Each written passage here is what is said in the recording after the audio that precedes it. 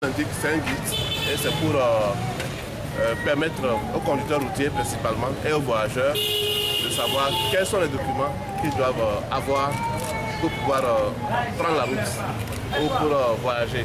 Donc l'intérêt c'est ça, c'est de faire connaître les documents de voyage, les documents de transport qu'il faut afin d'éviter les tracasseries, voilà, les raquettes que nous connaissons sur les corridors. Je prends le conducteur routier par exemple. En tant que conducteur routier, qu'est-ce que tu dois avoir comme document? Notamment, c'est le permis de conduire. Il y a la carte du véhicule. Quand tu es à l'international, il y a les cartes de transport inter-État qu'il faut également faire. Également, dans le guide, on a parlé aussi de certaines informations par rapport à la vitesse, les limitations de vitesse qu'il faut sur les différents corridors. Donc, c'est autant d'informations que nous avons résumées dans le guide. L'essentiel qu'il faut pour pouvoir voyager. Maintenant, aux frontières, quelles sont les procédures pour traverser les frontières? Nous avons également parlé de ça pour les voyageurs, surtout par rapport aux pièces d'identité, également aux documents de vaccination, des fois qui sont exigés. On a déjà élaboré un draft, un projet de guide, voilà, élaboré en interne au niveau du comité de facturation de transport.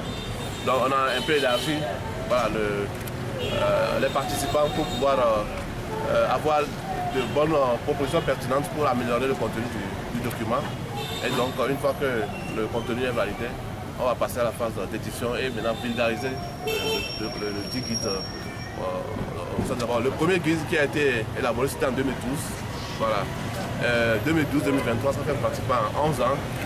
Entre-temps, il y a eu beaucoup de réformes dans le secteur. Je prends le cas, par exemple, de la réglementation sur la surcharge routière, par exemple. Avec le règlement 14 de l'UMOA, c'était des éléments qui n'étaient pas très bien pris en compte à l'époque. Donc nous avons intégré ces éléments-là. Il y a également eu des tests qui ont été pris, notamment la loi portant code de la route en 2013, ainsi que son décret d'application en 2022 qui a été adopté.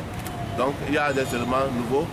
Nous sommes en train également de prendre un test pour limiter les vitesses sur les réseaux suivant la classification du réseau.